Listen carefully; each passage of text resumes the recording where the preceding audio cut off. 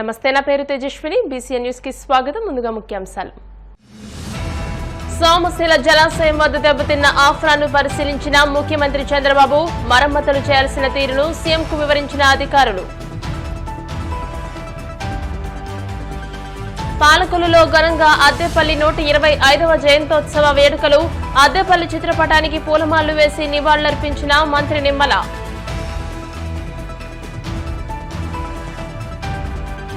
వాడపల్లి వెంకన్నాలయంలో ప్రత్యేక పూజలు. మంగళ వాయిద్యాల నడుమ శ్రీ స్వామి అమ్మవార్లకు మేలుకొల్పు సేవ, ఐశ్వర్యలక్ష్మి హోమం.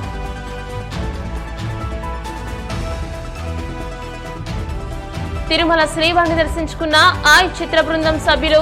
ఆలయ మర్యాదలతో స్వాగతం పలికిన అధికారులు. నెల్లూరు జిల్లాలోని సోమశిల జలాశయం వద్ద దెబ్బతిన్న ఆఫ్రాన్ను ముఖ్యమంత్రి చంద్రబాబు పరిశీలించారు. ఆఫ్రాన్ పరిస్థితి, మరమ్మతులు చేయాల్సిన తీరును అధికారులు వివరించారు. సోమశిల నుంచి కండలేరు జలాశయానికి నీరు వెళ్లే కాలువను చంద్రబాబు పరిశీలించారు. కాలువ నీటి సామర్థ్యాన్ని పెంచాలని మంత్రి ఆనం రామనారాయణ రెడ్డి, ఎమ్మెల్యే సోమిరెడ్డి అధికారులకు వివరించారు. అధికారులపై ముఖ్యమంత్రి చంద్రబాబు ఆగ్రహం వ్యక్తం చేశారు. మైక్ సౌండ్ లేకపోవడంతో అధికారుల తీరులో మార్పు రాలేదని అసహనం వ్యక్తం చేశారు. ఇకపై అధికారుల నిర్లక్ష్యానికి చర్యలు తప్పవని హెచ్చరించారు. ఈరోజు సోమశిల డ్యాం ఒక ప్రమాద పరిస్థితిలో ఉంది. అప్రాన్ దెబ్బతినింది, గేట్లు కూడా పనిచేయడం లేదు. ఇవన్నీ చూసిన తర్వాత మొన్నటి వరకు నేను ఎన్నికల్లో చెప్పాను, ఈ సంవత్సరం మళ్లీ ఒకసారి చూస్తే ఎప్పుడు కూడా నేనున్నప్పుడు ఎక్కడ కూడా ఇబ్బందులు వచ్చేటివి కాదు. ఒక ఆస్తి నిర్మాణం చేయడం ఎంత ముఖ్యమో, నిర్మించిన ఆస్తిని కాపాడుకోవడం కూడా అంతే ముఖ్యం. ఒక బిల్డింగ్ కట్టినా సున్నం కట్టకపోతే పాడుపడిపోతుంది. అదే మరి ఒక ఇల్లుంటే కూడా ఊడ్చకపోతే ఆ ఇల్లంతా చెత్తబడిపోయి ఆ డ్యూరబిలిటీ దెబ్బతింటుంది. అదే మరి ఒక ప్రాజెక్ట్ అన్నప్పుడు ప్రాజెక్ట్ లో చేయవలసిన పనులు, గేట్లు గ్రీసేయడం, మెయింటైన్ చేయడం, కాలువల్లో మట్టి తీయడం, ఎక్కడైతే గేట్ల నుంచి నీళ్లు వస్తాయో అప్రాన్ అంతా కూడా పర్ఫెక్ట్ గా పెట్టడం, అది కొట్టుకుపోయినప్పుడు కొట్టుకుపోతుందనే ఆలోచన వచ్చినప్పుడు ఎప్పటికప్పుడు సరిచేయవలసిన బాధ్యత ప్రభుత్వాలపైన ఉంటుంది. కానీ 5 సంవత్సరాలు ఒక హిస్టారికల్ ప్రాజెక్టు సోమశిల. ఆ రోజు సోమశిల 78-89 మధ్యలో ఈ సోమశిల ప్రాజెక్టు నిర్మాణం చేస్తే, ఆ రోజు మనందరం చూస్తే ఎన్టీ రామారావు గారు వచ్చిన తర్వాత అది 38-40 టీఎంసీలకు పెడితే దాన్ని 75 టీఎంసీలు చేసిన నాయకుడు, దూరదృష్టి ఉండే నాయకుడు ఎన్టీ రామారావు గారు. దీని కింద 5,84,000 ఎకరాలకు నీళ్లు ఇస్తాం. 2018 నీళ్లు లేకపోతే చంద్రమోహన్ రెడ్డి గారు ఉండి మొత్తం నెల్లూరు వ్యవసాయం దెబ్బతింటా ఉందంటే సోమశిల నుంచి 25 టీఎంసీ నీళ్లు రిలీజ్ చేసి పంటలో కాపాడిన పార్టీ తెలుగుదేశం పార్టీ. భవిష్యత్తున ఎప్పుడు కూడా రైతుల యొక్క సమస్యలను అర్థం చేసుకుని పనిచేసిన పార్టీ. స్వాతంత్ర సమరయోధులు, విద్యాదాత, నిస్వార్థ ప్రజా సేవకులు అద్దెపల్లి సత్యనారాయణమూర్తి దాతృత్వ సేవలు పాలకొల్లు చరిత్రలో స్ఫూర్తిదాయకమని మంత్రి నిమ్మల రామానాయుడు పేర్కొన్నారు. పశ్చిమ గోదావరి జిల్లా పాలకొల్లులో కోకోనట్ మర్చెంట్ ప్రభుత్వ జూనియర్ మహిళా కళాశాల ప్రాంగణంలో ధర్మారావు ఫౌండేషన్ ఆధ్వర్యంలో అద్దెపల్లి 125వ జయంతి ఉత్సవ వేడుకలు ఘనంగా జరిగాయి. జ్యోతి ప్రజ్వలన చేసిన అనంతరం అద్దెపల్లి చిత్రపటానికి మంత్రి పూలమాలలు వేసి ఘనంగా నివాళులర్పించారు. సేవా కార్యక్రమంలో భాగంగా 97వ రక్తదాన శిబిరాన్ని మంత్రి ప్రారంభించగా పలువురు యువకులు రక్తదానం చేశారు.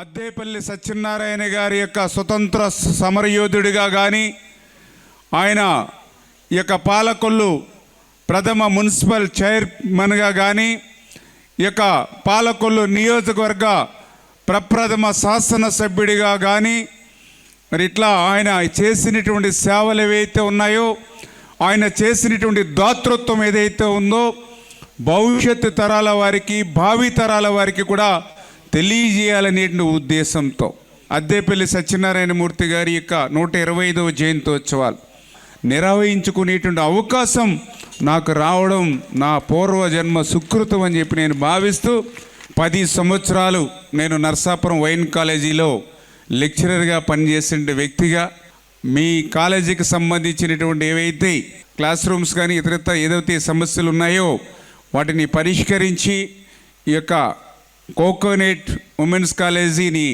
ఒక ఆదర్శవంతమైనటువంటి కాలేజీగా తీర్చిదిద్దేటువంటి బాధ్యత మీ కాలేజీ యాజమాన్యంతో పాటు నేను కూడా తీసుకుంటాననే విషయాన్ని కూడా ఈ సందర్భంగా మీ ద్వారా కూడా తెలియజేసుకుంటూ, ఆంధ్రప్రదేశ్ రాష్ట్రంలో ఇప్పటి వరకు కేవలం ఏదైతే 10th క్లాస్ వరకు మాత్రమే స్టడీ మెటీరియల్ ప్రభుత్వం ఇస్తూ ఉంటే, మొట్టమొదటిసారిగా ఏర్పడినటువంటి తెలుగుదేశం, జనసేన, బీజేపీ ఎన్డీఏ ప్రభుత్వం ఈ యొక్క గౌరవ విద్యాశాఖ మంత్రి నారా లోకేష్ బాబు గారి యొక్క ఆలోచనలకు అనుగుణంగా ఇంటర్మీడియట్ విద్యార్థులకు కూడా మరి వందల వేల రూపాయలు ఖరీదు చేసేటువంటి notebooks, text books, study material మీరు డబ్బులు పెట్టి కొనుగోలు చేయనవసరం లేకుండా ప్రతి ఒక్కరికి కూడా ఉచితంగా మీకు అందించేటువంటి కార్యక్రమం కూడా ఈరోజు జరుగుతుందనే విషయాన్ని సందర్భంగా తెలియజేసుకుంటూ ఉన్నా.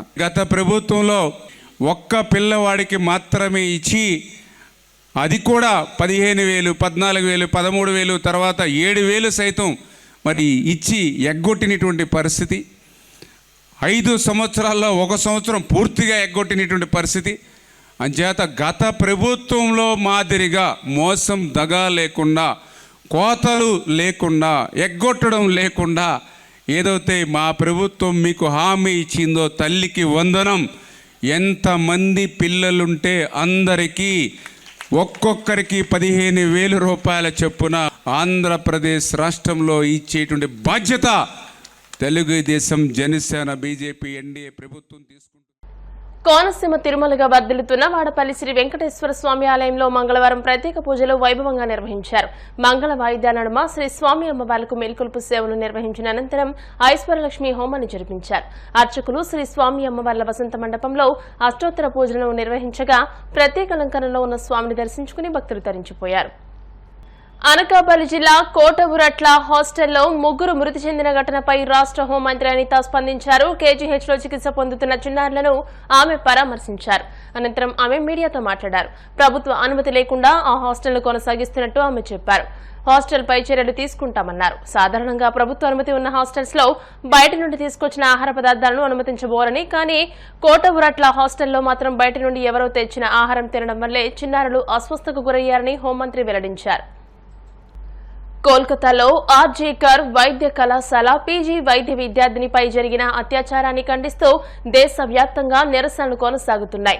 డీవైఎఫ్ఐ ఆధ్వర్యంలో కాకినాడ రూరల్ మండలం ఇంద్రపాలెం గ్రామంలోని అల్లూరి సెంటర్ వద్ద ప్రజలు స్వచ్ఛందంగా కదిలివచ్చి కొవ్వొత్తుల ప్రదర్శనతో మానవహారం నిర్వహించారు. ఈ కార్యక్రమంలో భారత విద్యార్థి ఫెడరేషన్, మన ఊరు మన బాధ్యత స్వచ్ఛంద సంస్థ, వివిధ పౌర సంఘాలు, ప్రజా సంఘాల ప్రతినిధులు పాల్గొన్నారు.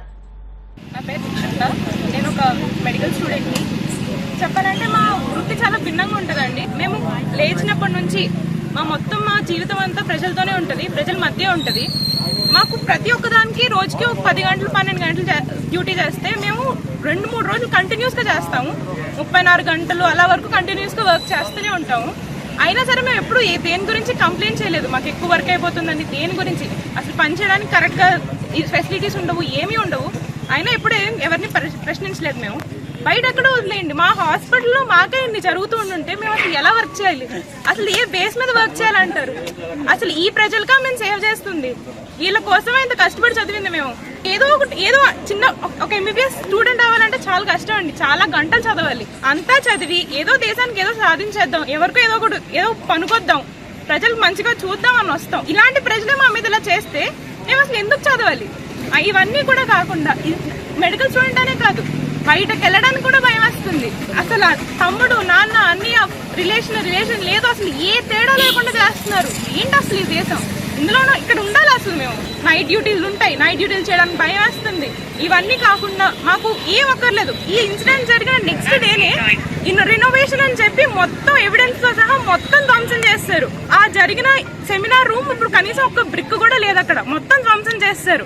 అండ్ ఇలా చేశారని చెప్పి ప్రొటెస్ట్ చేస్తుంటే ఆ ప్రొటెస్ట్ చేసిన డాక్టర్స్ మీద ఇంకా తిరిగి వాళ్ళ మీద దాడులు చేశారు. అది కూడా ఎవరు? ప్రజలే చేశారు. ఇలాంటి సొసైటీలోనే ఉంటున్నాం మేము. మాకేం అక్కర్లేదండి, వీ వాంట్ జస్టిస్ అంతే.